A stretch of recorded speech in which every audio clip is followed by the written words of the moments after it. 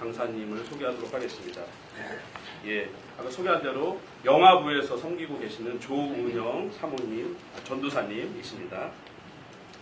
그래서 지금까지 큐티 하면서 또 받은 은혜도 함께 나누면서 저희들에게 귀한 결단과 도전의 시간이 되기를 바라겠습니다. 조은영 사모님 잠시 소개하면요.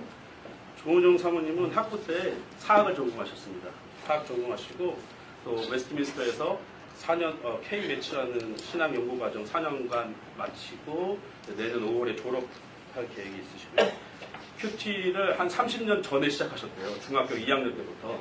중학교 2학년 때부터 시작하셔서 큐티 모임도 한 17년 정도 계속 하셨었고, 제가 알기로는 또 결혼 이후에 가정에서 가정예배에 들이시는 걸로 알고 있습니다.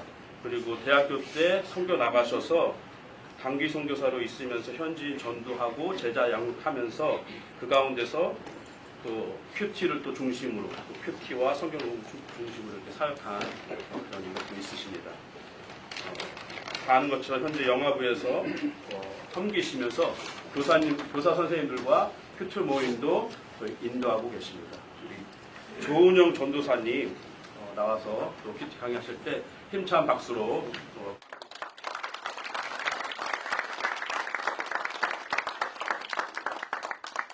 안녕하세요. 방금 소개받은 김인영 전도사입니다. 오늘 저는 내 안에 펼쳐지는 하나님 나라라는 주제를 가지고 큐티에 대해서 좀 얘기해 보려고 합니다. 하나님 나라가 어떻게 우리의 일상 속에서 자라나는지, 그 중심에 큐티가 어떻게 자리 잡게 되어 있는지 좀 말씀드리겠습니다. 큐티는 꼭 해야만 하는 신앙 활동이 아니라 하나님과 약속을 잡고 만나는 시간, 말씀과 함께 데이트하는 시간이라고 보시면 되겠습니다. 먼저 큐티의 유래에 대해서 좀 말씀드리고 싶은데요. 큐티는 바쁜 시대 속에서 이렇게 갑자기 생겨난 것이 아닙니다. 1882년도에 영국의 케임브리지 대학교에서 3명의 학생들이 있었다고 해요. 이 3명의 학생들이 무슨 생각을 했냐면은 대학이 캠퍼스가 너무 세속화되어 간다. 하나님의 말씀하고는 너무 동떨어져 있는 삶을 살고 있는 캠퍼스 내 사람들을 보면서 마음에 갈급함을 느꼈습니다. 그 분위기 속에 하나님과 조용히 만나는 시간이 너무 필요하다라는 생각을 느꼈고 갈망을 느꼈고 하루에 단 20분, 30분만이라도 하나님과 나와의 시간을 갖자. 그것을 기도하며 말씀을 묵상하는 것으로 하나님과의 교제를 갖자라는 그런 결단을 한 것이 바로 큐티의 시작이 되었습니다. 그래서 이게 경건의 시간에 그 운동이 시작된 것이고요. 그래서 이제 큐티는 여기 이렇게 써있는 것처럼 시대의 위기 속에서 시작된 신앙 회복 운동이다라고 볼 수 있습니다. 제가 되게 좋아하는 말 중에 뭐가 있냐면은 시대와 역사 앞에 세례 요한도 그 빈들의 광야에 섰을 때 하나님의 말씀이 임했는데 그때 시대와 그 역사 앞에서 서 있을 때 하나님의 말씀이 임했던 것을 기억합니다. 이 캠브리지에 있는 3명의 학생들에게도 아마 동일한 그런 성령께서 임하셔서 시대와 역사 앞에서 시대의 문제점을 느끼고 그 앞에 기도하는 시간을 가졌던 것으로 보입니다. 이후 큐티는 한국교회 안에서도 이제 시작을 하게 되었는데요. 한국교회에서는 성서 유니온이라는 출판사를 통해서 1973년부터 저희가 지금 손에 들고 있는 매일 성경 큐티 책을 발간을 하게 되었습니다. 그 이후에 1980년대에 학원 캠퍼스들을 중심으로 해서 대학생들 중심으로죠. 그래서 큐티가 이렇게 퍼지게 되었고 이후에는 그 캠퍼스에서 교육을 받은 학생들이 지역교회로 들어가서 큐티를 전파하기 시작하면서 지금 현재 2025년 현재에는 한국의 많은 교회들이 큐티를 주일학교 아이들서부터 성인에 이르기까지 말씀과 삶을 연결하는 훈련 과정으로 채택을 하여서 그렇게 훈련을 하고 있는 중입니다. 그렇다면 큐티는 왜 할까요? 큐티를 왜 할까요? 혹시 지금 큐티를 하고 계시는 분들이 있으시면 혹시 손 좀 한번 들어보시겠어요? 네, 큐티를 하고 계신 분들, 네, 감사합니다. 네, 너무 힘이 되고, 네, 너무 감사한 마음이 듭니다. 모든 그리스도인들이 사명이 있습니다. 우리에게는 무슨 사명이 있죠? 바로 하나님의 나라를 확장하는 사명이 있습니다. 근데 내가 하나님과 경건의 시간을 갖는데 어떻게 하나님 나라의 확장이 되지? 성교지에 가서 BBS를 하는 것도 아니고 복음을 전하는 것도 아니고 찬양대를 통해서 막 찬양을 해서 사람들이 막 이렇게 감동을 받는 것도 아닌데 그냥 나는 하나님과 경건의 시간을 갖는 것일 뿐인데 그것이 어떻게 하나님의 나라와 확장과 연결이 되는지 궁금하실 거예요. 큐티는 성도의 삶을 변화시키십니다. 삶의 변화는 구체적으로 말, 생각, 행동, 태도의 부분에서 나타납니다. 왜냐하면 매일 아침마다 하나님 말씀 앞에 서 있는 성도들은 반드시 변화되게 되어 있기 때문입니다. 이것은 복음의 능력입니다. 내가 복음을 부끄러워하지 아니하느니 이 복음은 모든 믿는 자에게 구원을 주시는 하나님의 능력이 됩니다. 첫째는 헬라인에게요, 먼저는 유대인에게요, 그리고 헬라인에게로다. 복음은 말씀 자체로 하나님의 능력입니다. 그러므로 말씀으로 말미암아 성도들의 삶에 변화를 주는 것입니다. 성도의 변화된 삶은 반드시 관계 전도로 이어지게 되어 있습니다. 이전에 무슨 말이든지 자신의 머릿속에 있는 것은 반드시 다 하고야 말았던 그런 성격을 가졌던 성도님께서 갑자기 자신의 말보다는 하나님의 말씀을 먼저 말하게 됨으로써 사람의 말은 줄어들고 하나님의 말은 늘어나는 일석이조의 효과를 통해서 그 주변의 사람들이 영향을 받게 됩니다. 내 안에서 변화된 삶이 바로 하나님 나라가 내 안에 이루어지는 것이고 하나님의 나라는 그 특성상 결코 가만히 있지 못합니다. 성장하고 넓혀져 가게 됩니다. 그래서 우리는 큐티를 통해서 선교를 한다고 말하는 겁니다. 한국에는 이미 큐티 선교회라는 이름을 가지고 섬기는 교회와 단체들이 많은데요. 그 이유가 바로 이것입니다.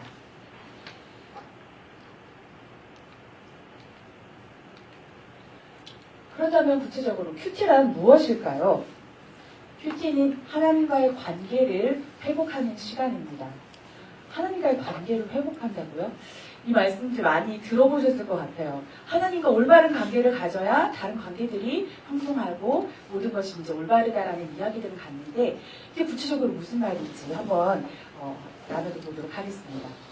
이 세상을 사는 우리들은 모두 다 갈등을 경험합니다.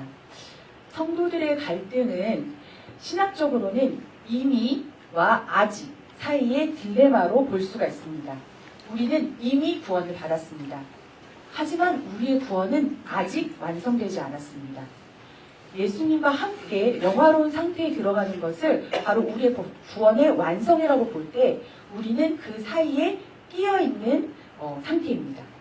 구원 받았지만 우리의 죄와 사단의 참소, 유혹, 공격, 세상으로 인해서 그 세상 가운데 살고 있기 때문에 우리의 삶은 결코 완전할 수 없는 것입니다. 이것이 모든 사람들이 성도들이 겪는 갈등의 원인이에요. 쉽게 말씀드리자면은 제게 세 아들이 있습니다. 첫째, 둘째, 셋째가 있는데 이 셋 중에서 가장 갈등이 많은 사람이 누구일까요? 바로 둘째입니다.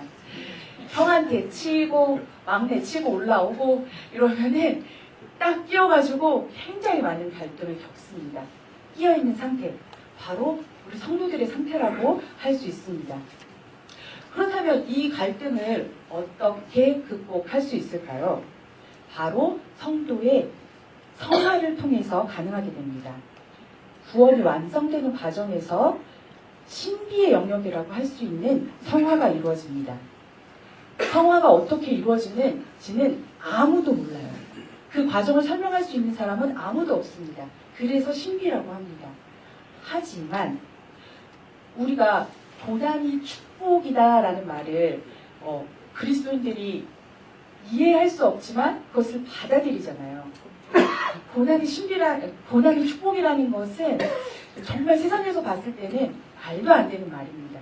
그리고 성도들도 이 말을 진짜 자기가 경험하기 전까지는 절대로 받아들일 수 없지만 언젠가 내가 고난을 체험하고 난 후에 이것이 정말 축복이었구나라고 고백하는 그 순간 신비의 영역이 우리 가운데 임한 건데요. 성화도 마찬가지로 이 신비의 영역입니다. 그리스도와 연합하는 과정을 바로 이 성화를 위해서는 반드시 말씀을 읽어야 합니다. 말씀을 읽지 않으면서 성화를 기대할 수는 없는 것입니다. 즉 큐티는 성화를 향한 최소한의, 정말 아주 최소한의 걸음이라고 할 수 있습니다. 큐티는 기도와 말씀 묵상을 통해서 하나님 앞에 서는 시간입니다. 여러분들 포럼데오라는 말씀 들어보신 적 있으실 거예요. 라틴어인데요. 데우스라는 말, 하나님이라는 말이죠. 포람, 앞에서. 하나님 앞에서 시간을 갖는 것입니다. 하루 30분, 포럼데오의 시간이 곧 큐티인 것입니다. 그러면 큐티는 언제 하는 것이 좋을까요? 새벽, 아침에 하는 것이 가장 좋습니다.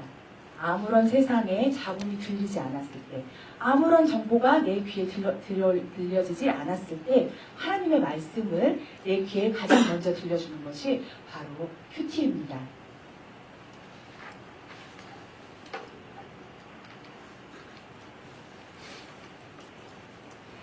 이번에는 큐티의 핵심 요소 중에 첫 번째인 기도에 대해서 들어가 보도록 하겠습니다. 큐티는 아까 뭐라고 했죠? 기도와 말씀 묵상을 통해서 하나님과 교제하는 것이라고 했습니다. 첫 번째 큐티에서는 절대 빠질 수 없는 것이 기도입니다. 큐티에서의 기도는 하나님을 더 알게 해달라는 고백을 하는 시간입니다. 그리고 큐티는 하나님의 시각으로 나를 보게 하는 기도라고 할 수 있습니다. 저희가 에베소서 1장 17절에서 19절의 말씀을 좀 함께 읽어보기를 원하는데요. 우리 교회에서는 개역개정 번역을 사용하지만 오늘은 조금 더 이해를 돕기 위해 표준 세번역을 한번 같이 읽어보도록 하겠습니다. 에베소서 1장 17절에서 19절 다 함께 읽겠습니다. 우리 주 예수 그리스도의 하나님 영광의 아버지께서 지혜와 계시의 영을 여러분에게 주셔서 아버지를 알게 하시고 여러분의 마음의 눈을 밝혀주시리이다. 그리하여 하나님께서 여러분을 부르셔서 여러분에게 주신 소망이 무엇이니 하나님께서 그들에게 주신 상속의 영광이 얼마나 풍성한지 하나님께서 우리 믿는 사람에게 강한 힘으로 활동하시는 그 능력이 얼마나 큰지를 여러분이 알게 되기를 바랍니다. 아멘. 큐티에서 가장 중요한 것은, 큐티의 기도에서 중요한 것은 첫 번째, 하나님을 아는 것입니다. 영광의 아버지께서 지혜와 계시의 영을 우리에게 주셔서 아버지를 알게 하시고, 첫 번째가 아버지를 알게 하시는 것입니다. 우리는 죄인이기 때문에 말씀을 깨닫기 위해서는 반드시 성령의 조명이 필요합니다. 그림 보이시죠? 어떤가요? 아주 어두운 방입니다. 정말 캄캄한 방입니다. 그런데 그곳에 살며시 문을 열고 빛이 들어오는 것이 보이시죠? 이것이 바로 우리 오늘 설교 말씀 가운데서 들었는데요. 우리 마음 가운데 있는 그 어두운 가운데 성령님께서 한 줄 빛처럼 우리 삶에 조명해 주시는 그 조명, 그 빛이 바로 이 큐티를 할 때에 우리에게 가장 필요한 성령의 조명하심, 성령의 빛입니다.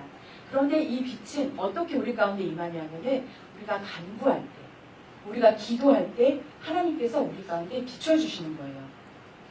간절한 기도로 나아갈 때 하나님께서 반드시 응답해 주시고 역사를 해주십니다. 저는 매일 아침 큐티 하는 그 기도에서 이 말씀을 가지고 이제 그 큐티 기도를 하는데요.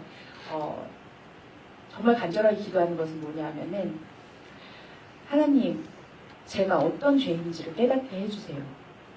내가 어떤 죄를 얼마나 짓고 있는지를 말씀을 통해 깨닫게 해주세요. 라고 기도를 합니다. 왜냐하면 성령님께서 깨닫게 해주시지 않으시면 저는 제가 정말 잘난 줄 알고 정말 잘 살고 있다고 생각하는 정말 착각하는 사람인 것을 제가 알고 있기 때문입니다. 그래서 큐티는 우리에게 국어 실력과 또 수학 실력을 향상시켜 주는데요. 이 말인 즉슨 내 주제를 잘 파악하고 내 분수를 잘 아는 것이 바로 큐티 기도의 핵심이라는 말입니다. 그리고 죄라는 것은 반드시 하나님 앞에서 드러나야 합니다. 우리 성도님들 다 아시는 것처럼 죄는 단순히 도덕적 상태를 이야기하는 것이 아닙니다. 하나님 앞에서 섰을 때 하나님을 떠난 모든 것이 죄이기 때문입니다. 하나님을 떠난 나의 말, 하나님을 떠난 나의 생각, 하나님을 떠난 나의 행동, 하나님을 떠난 나의 태도, 이 모든 것이 새롭게 되는 것이 바로 우리가 죄로부터 구원을 받게 되는 것입니다. 큐티의 핵심 요소 말씀 묵상에 대해서 이제 살펴보기를 원하는데요. 성도님들께서 정말 너무 기쁘시게 이 매성경 책을 받으셨죠. 교회에서 1, 2월 호를 무료로 나눠주셨습니다. 너무 감사하고 진짜 얼마나 행복한지 몰라요. 이 큐티 책이 이렇게 딱 저한테 오는 순간 진짜 마음이 너무 푸근하고 좋았습니다. 오늘 육개장도 너무 맛있었는데 그 육개장보다 네, 더 귀하고 맛있는 정말 큐티책을 이제 받게 되었는데요. 제가 지금 하려고 하는 내용이 우리 큐티책의 14페이지, 15페이지를 보시면은 다 나와 있는 내용이세요. 근데 성도님들께서 오늘 이제 집에 가셔서 큐티 어떻게 하는지 저랑 이제 좀 얘기해 보셨으니까, 나눠보셨으니까 이걸 읽으시면은 좀 더 이해가 수월하실 것 같아요. 그래서 이제 큐티의 핵심 요소 두 번째인 말씀 묵상으로 들어가 보도록 하겠습니다. 말씀 묵상을 위해서 처음으로는 읊조리며 읽기 또는 천천히 소리내어 읽기를 해보시기 바랍니다. 아까 기도하셨죠? 하나님, 제가 어떤 죄인지 알게 해주세요. 그리고 성경의 조명으로 제가 말씀을 깨닫게 해주세요. 이렇게 기도했다면 이제 말씀을 읽을 때 이 말씀을 묵상할 때 먼저 천천히 읊조리면서 읽는 것입니다. 몇 주 전 담임 목사님께서 설교 시간에 말씀해 주셨어요. 묵상에 대해서 읊조리다라는 뜻이 있다고 말씀해 주셨습니다. 성경을 내 귀에 들려준다는 생각으로 한번 읽어보세요. 우리가 누군가 책을 나한테 읽어준다면 어떠세요? 우리가 어린 아이들은 사실 저희가 책을 읽어주죠. 그래서 책을 읽어줄 때 어떻게 읽어주죠? 그 사람이 돼서 흉내를 내보기도 하고 막 목소리를 바꿔가면서 또 호랑이가 나오면 으르렁 소리도 내가면서 이제 되게 실감나게 읽어주잖아요. 그런 것처럼 성경을 읽을 때 입체적으로 나에게 다가올 수 있도록 그냥 이렇게 써져 있는 말이 아니라 이 말씀이 나에게로 하나님께서 들려주시는 음성이구나 라는 게 느껴질 수 있도록 그렇게 읽어보시는 거예요. 그러면서 이렇게 생각해 보는 거죠. 이 말을 들은 이 사람 무슨 생각했을까? 이 사람 감정이 어땠을까? 그리고 이런 요구를 당했을 때 이 사람 정말 어떤 기분이었지? 이런 것들을 이제 상상해 보면서 읽는 시간입니다. 그 다음으로는 관찰을 하는데요. 우리 설교 진짜 많이 들으시는 거 아실 거예요. 성경에서는 반복되는 단어가 있다. 구절이 있다. 또 절이 있다. 그럼 뭐죠? 하나님께서 강조, 포인트. 네, 한국에서 이제 뭐 인강 같은 거 막 들으시면은 그런 거 있잖아요. 밑줄 쫙, 동그라미 땡땡, 뭐 별표 이렇게 하시면서 하는 것처럼 큐티책에도 큐티책 깨끗하게 안 쓰셔도 돼요. 그렇다고 이제 필기, 학교 때 필기 여왕이셨던 분들 색깔 좀 막 하시면서 자대구성 막 하시는데 큐티는 그렇게 안 하셔도 되고요. 연필로 밑줄 쫙, 그 다음에 강조점에다가 동그라미 치시면서 관찰을 하는 거예요. 그래서 반복되는 그런 반어들이 있으면은 동그라미 치는 거죠. 저는 이번 주에 있었던 미가서 말씀 중에서 남은 자라는 그 단어가 계속 이렇게 반복이 되는 한 4번 정도가 반복되는 본문을 읽으면서 남은 자에 대해서 좀 많이 묵상을 했던 것 같아요. 그렇게 하면서 전체 구조를 파악하면서 읽으셔도 좋습니다. 이제 머무르기 단계인데요. 마음에 와닿은 말씀에 머무르는 시간을 갖는 것입니다. 그게 단어일 수도 있고 구절일 수도 있고 한 절 전체가 될 수도 있어요. 그 말씀 앞에 머물러 보세요. 말씀 앞에 머무른다는 게 무슨 뜻일까요? 저희가 한 1분에서 2분 정도 저에게 지금 딱 다가왔던 그 말씀을 내 마음속에 걸렸던 그 말씀을 가지고 하늘을 우러러보세요. 그리고 하나님, 이 말씀이 왜 제 마음속에 지금 와닿죠? 하나님, 이 말씀을 통해서 저한테 해주시고 싶은 게 말씀이 뭐예요? 하면서 질문을 하는 겁니다. 이게 예수님께서 복음서에 보면은 하셨던 기도 중에 하늘을 우러러 이렇게 기도하시는 장면들이 나오거든요. 예수님을 따라해 보는 거예요. 성화라는 게 정말 뭐 이렇게 거창한 게 아니고요. 따라해 보는 겁니다. 예수님 따라해 보기. 저희 셋째가 형들이 하는 거 무조건 다 따라하려고 하거든요. 형이 했는데 왜 나는 못해? 이런 얘기를 많이들 해요. 그런데 여러분 그거 알고 계시나요? 예수님은 우리에게 어떻게 되시죠? 하나님의 아들로서 성경에 분명히 나와 있습니다. 우리는 예수님의 동생들이에요. 그래서 우리 동생인 우리가 맏형이시고 맏오빠이신 예수님을 따라서 해보는 게 바로 성화고, 그리고 그 말씀을 묵상하는 것이고, 그것이 바로 큐티인 것입니다. 하나님께서 우리에게 원하시는 것은 거창한 게 아니에요. 그래서 우리가 이제 맏오빠 대신 예수님을 따라서 그 말씀을 묵상을 했을 때 딱 이제 오는 그 마음이 있어요. 이런 깨달음을 나한테 주시려고 이 말씀이 있었구나. 바로 적으세요. 단어가 돼도 좋고 문장이 돼도 좋고 그냥 딱 왔던 그 한 문장, 그거를 기록을 하는 겁니다. 큐티책에다가 기록을 해보세요. 그러면은 정말 깜짝 놀라실 거예요. 뭐라고? 이렇게 선한 것이 나한테서 나왔다고? 믿어지지 않습니다. 우리는 이렇게 선한 말들을, 이렇게 선한 생각을 할 수 있는 존재가 아니라는 것을 우리가 너무나 알고 있기 때문에 그 큐티 시간에 나왔던 그 한 구절의 말씀이 이건 정말 definitely 하나님께로부터 온 게 확실해 라고 하는 것이 바로 이 말씀의 묵상의 정말 큰 힘인데요. 여기까지가 바로 본문 묵상입니다.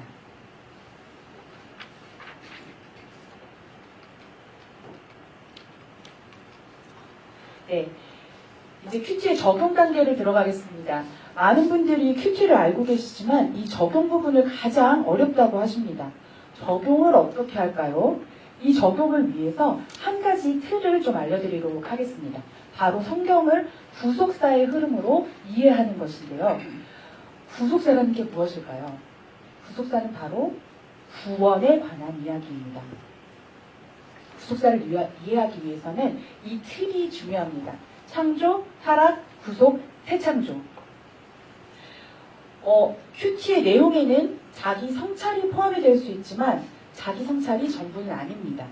큐티를 통해서 우리 안에 윤리적 다짐이 있을 수 있지만 그것이 다가 아닙니다.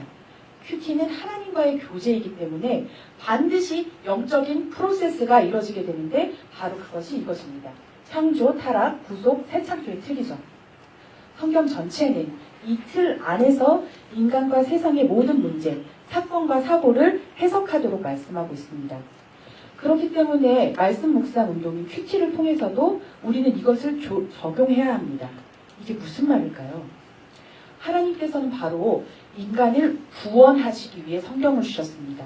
큐티의 목적, 성경을 통해 하나님과의 교제를 하는 것의 목적은 바로 구원과 연결이 되어 있다는 뜻입니다. 성도의 삶에서도 많은 갈등이, 그리고 크고 작은 갈등들이 끊이지 않고 있다고 제가 말씀을 드렸는데요. 저에게 되게 친한 불신자 친구가 한 분 계세요.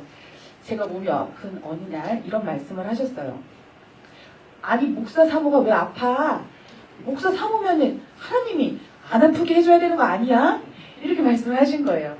그분은 나름대로 제가 안 아팠으면 하는 바람과 또 자신의 하나님을 향한 불신을 섞어서 이제 표현을 하신 거죠. 굉장히 단순하시죠? 하지만 이 분의 하나님에 대한 이해 정도는 상, 중, 하 중에 하에 해당된다고 볼 수가 있습니다. 그런데 믿는 성도님들 가운데도 이렇게 생각하는 분들이 있을 수 있습니다. 우리는 큐티를 통해서 이러한 하나님에 대한 이해의 정도를 그리고 그 수준을 조금씩 높여가고 싶은 것입니다.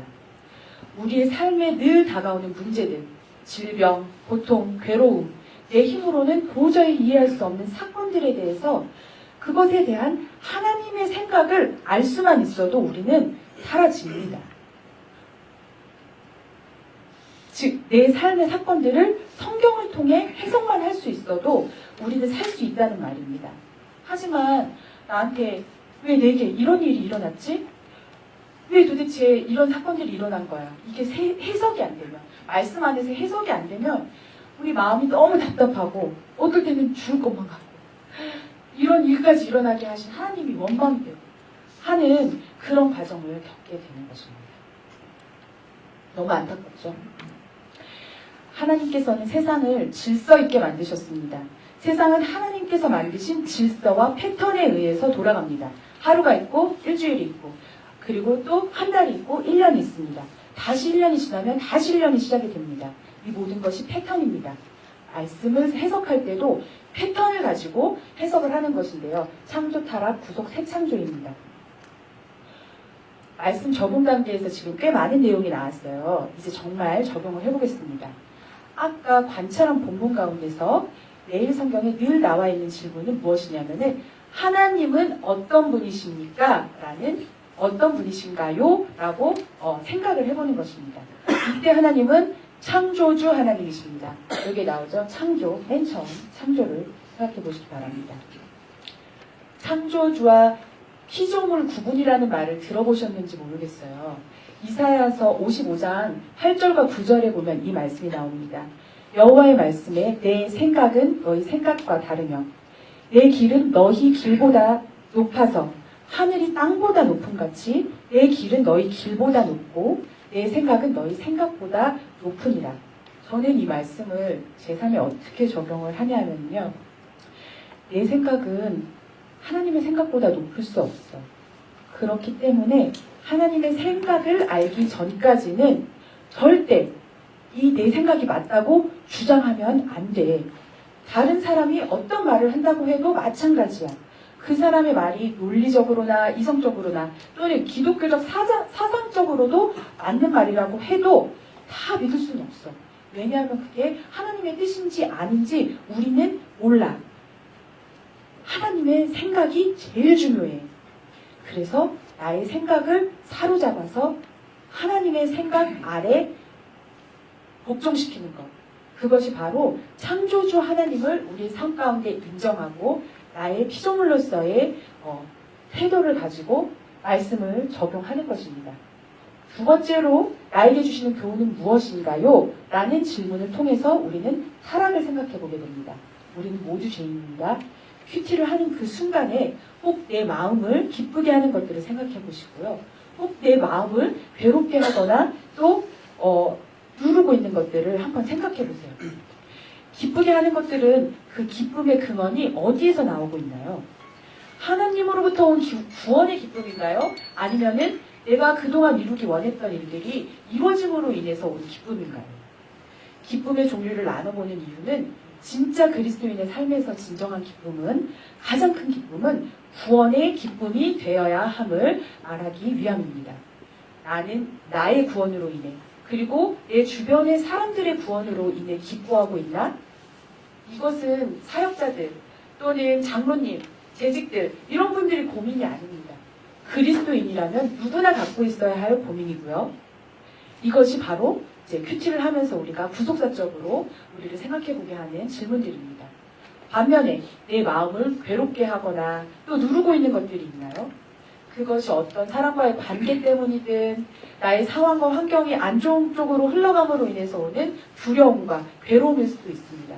무엇이 되었든지 간에 우리는 부정적인 감정들이 들어올 때 우리가 타락한 죄인임을 고백해야 합니다. 우리는 우리의 잘못을 저격당하는 것을 굉장히 두려워합니다. 수치심과 마주해야 되는 순간을 피하고 싶어 합니다. 하지만 그런 두려움과 수치심은 그 이후에 우리에게 주실 하나님의 사랑과 치유 그리고 자유에 비교하면은 아무것도 아닙니다. 그런데 사단은 어떻게 하죠? 우리에게 그 두려움과 수치심을 더 부각시키는 그런 전략을 사용해서 우리를 속입니다. 인간이 회개하지 못하도록 만드는 온갖 방법을 사용하는 거죠. 하지만 예수님은 분명히 말씀하셨습니다. 회개하라, 천국이 가까이 왔느니라고요. 주님은 우리에게 지금도 여전히 말씀하십니다. 회개하라라고요. 그런데 문제는 우리가 회개할 것이 없는데요. 혹은 뭘 회개해야 될지는 잘 모르겠는데요. 라고 하는 것입니다. 이건 정말 순수한 질문인데요. 진짜로 우리가 뭘 잘못했는지 몰라서 그럴 수 있어요. 주님, 제가 뭘 잘못했는지 모르겠는데요. 하는 경우가 있고요. 또 자기 스스로 회개할 것을 알고는 있는데 일단 예수님이 눈앞에 보이시는 게 아니니까 발베부터 하고 보자.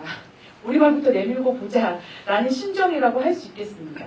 그런데 전자가 되었든지 간에 후자가 되었든지 간에 이것은 우리에게 영적으로 엄청난 손해입니다. 왜냐하면 회개하면 천국이 정말 더 가까이워지기 때문입니다.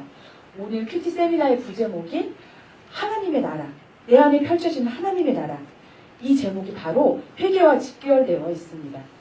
내 안에 하나님의 나라가 펼쳐지려면 우리 안에 하나님 나라가 아닌 것들은 다 이사를 나가야 됩니다. 그러기 위해서 청산해야 될 첫 번째 것이 바로 죄입니다. 어떤 목사님께서 그런 말씀을 하시더라고요. 똥개가 똥을 끊지 죄인이 죄를 끊냐. 이 말씀을 하시는데 네, 죄인인 우리가 절대로 죄를 끊을 수 없는 나약한 존재인 것을 좀 강한 비유로 말씀을 하셨던 것 같아요. 저는 이 말씀에 전적으로 동의했습니다. 죄가 끊어지지 않더라고요. 우리에게는 죄를 끊을 수 있는 능력이 있다 없다? 없다. 없습니다. 하지만 누구에게 있다? 예수님께 그 능력이 있습니다. 그래서 우리는 죄 앞에서 그리스도를 묵상해야 하는 것입니다. 내가 그리스도와 함께 십자가에 못 박혔나니 그런즉 이제는 내가 사는 것이 아니요 내 안에 그리스도께서 사신 것이라. 이제 내가 육체 가운데 사는 것은 나를 사랑하사 나를 위하여 자기 몸을 버리신 그리스도를 믿는 믿음 안에 사는 것이라. 이것이 바로 죄 앞에서 우리가 가져야 할 태도인 것입니다. 아까 제가 큐티 기도에서 그 말씀 드렸잖아요. 매일 아침마다 제가 어떤 죄인인지를 깨닫게 해달라는 기도를 하면은 하나님의 나라가 제 안에 임하게 됩니다. 이 하나님의 나라가 제 언어를 변화시키고 제 행동을 변화시키고 제 태도를 변화시키는 것이 바로 새 창조의 일에 이르는 것입니다. 제가 선교사 지망생으로서 이렇게 선교사가 되고 싶었어요. 그래서 선교훈련을 받고 있을 때 이런 일화를 들은 적이 있습니다. 어떤 청년이 어머님께 가서 어머니 제가 열방을 치유하는 선교사가 되고 싶습니다. 라고 말씀을 드렸는데 어머니께서 가서 네 방이나 치워라. 라고 말씀하셨다고 해요.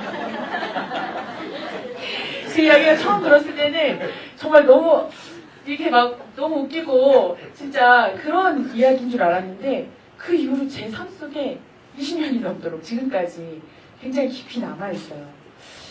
나는 나 자신이 열방을 치유하는 선교사가 되고 싶다고 하지만 진정으로 내 삶은 다른 사람들에게 하나님의 나라를 전달할 수 있는 삶인지를 돌아보게 했던 것 같습니다. 복음은 그저 하나의 이야기가 아닙니다. 복음은 삶입니다. 내 삶이 복음의 이야기가 될 때 그것은 향기로 전해질 수 있는 것입니다. 그래서 우리가 큐티 적용이 지금 창조, 타락, 구속, 새 창조 이거를 매일 반복하시는 거예요. 하나님이 어떤 분이신지를 알고 내가 어떤 사람인지를 알아서 하나님이 나를 구원하신 예수 그리스도를 통해 구원하신 이 구원의 사실이 내 삶 속에서 직접적으로 연결되어서 내 삶을 변화시켜가는 과정, 이것이 바로 큐티인 것입니다. 이쯤에서 제가 큐티 적용한 것을 한 번 정도 나눠보면은 여기 계신 분들이 조금 이해가 쉬울 것 같아서 예, 이번 12월 18일 시편 147편 말씀을 가지고 큐티했던 내용을 제가 저희 영화부 선생님들께 나눴던 내용입니다. 그래서 읽어보도록 하겠습니다. 147편은 기준비하심이라는 찬양으로도 좀 유명한 그 시편인데요. 시간 관계상 본문을 읽지는 않고 그냥 예, 저의 읽겠습니다. 배경 설명을 드리자면은 저희 첫째 아들이 지금 이번에 고등학교 1학년, 9학년에 들어가서 열심히 공부를 따라잡고 있는 중인 상황입니다. 아침에 첫째가 열심히 준비했던 학교 프로젝트에서 준비한 만큼이 아닌 기대 이하보다 더 이하의 점수를 보게 되어 상심한 마음을 가지고 시작을 했습니다. 그런데 3절에 여호와께서 상심한 자들을 고치시며 그들의 상처를 싸매시는도다 말씀을 읽으며 믿음으로 붙잡게 되었습니다. 이후 15절과 18절을 읽으니 그가 그분의 명령, 말씀을 보내셔서 이 땅의 자연 만물들을 순리대로 다스리시는 모습을 보며 더욱 이 말씀을 붙잡음으로 승리하겠다는 마음을 가지게 됩니다. 우리 주님은 위대하시며 능력이 많으시며 그 지혜가 무궁하신 하나님이십니다.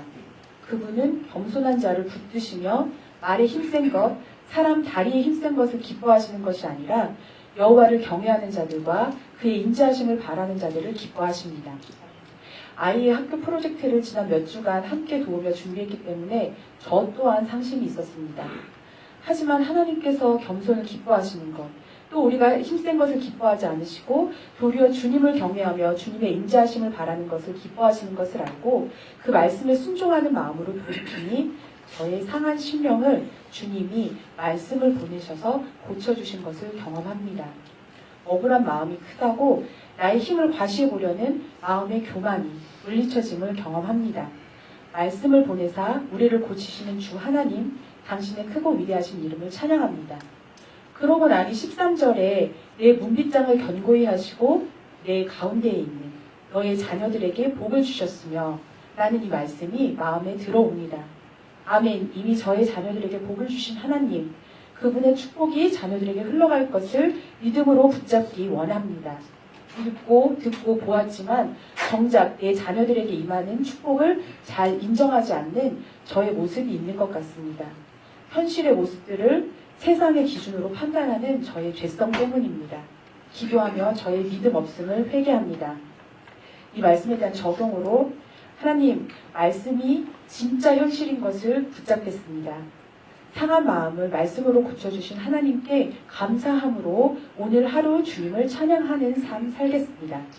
라고 적용했고요. 기도 내용은 하나님, 저희 첫째가 낙심하지 않고 아이에게도 하나님 말씀을 보내주셔서 위로해주세요.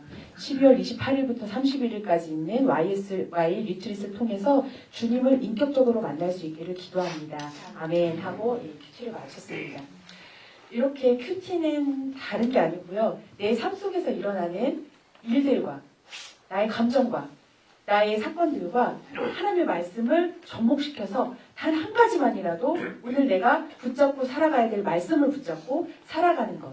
그것이 바로 큐티의 힘이고 큐티의 능력입니다. 예, 이제 세미나를 거의 마쳐야 되는 시간이 왔는데요. 마치기 전에 제가 마지막으로 저희 이제 구역장 권사님들이 1월부터 이 큐티제를 가지고 저희 구역을 인도하실 거잖아요.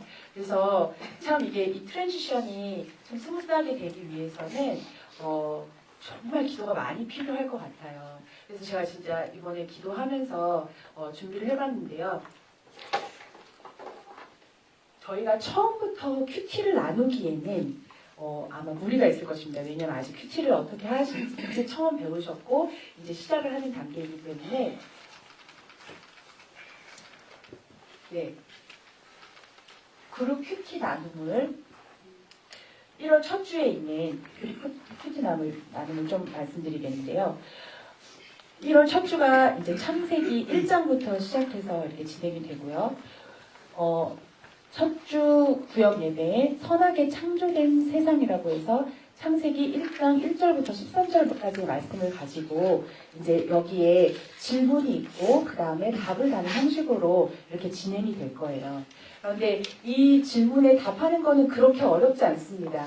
그런데 한번 그래도 구역 식구들이 함께 모였을 때 큐티책을 가지고 계시니까 이 질문에 답을 써보는 시간을 좀 가져보세요. 그러면은 이 질문 읽고 그 다음에 창세기에서 그 내용을 또 이렇게 쓰고 하는 중에 그 와중에도 성령님께서 임하셔서 사람들의 마음 가운데 어떤 생각이 들어올 수가 있어요. 그런데 그것들을 저희가 일단 다 써보는 것을 해보시고요.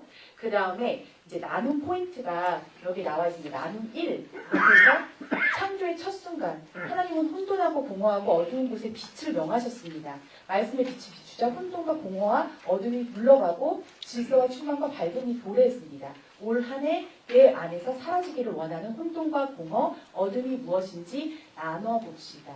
이게 지금 이번 구역 공과에서 제일 키 포인트라고 할 수가 있는데요. 이때 바로 성령의 조명하심이 필요한 순간이신 거죠. 아까 제가 뭐라고 그랬죠? 우리가 죄인인데 우리는 우리의 죄를 깨달을 수 있는 능력이 있다 없다? 없다.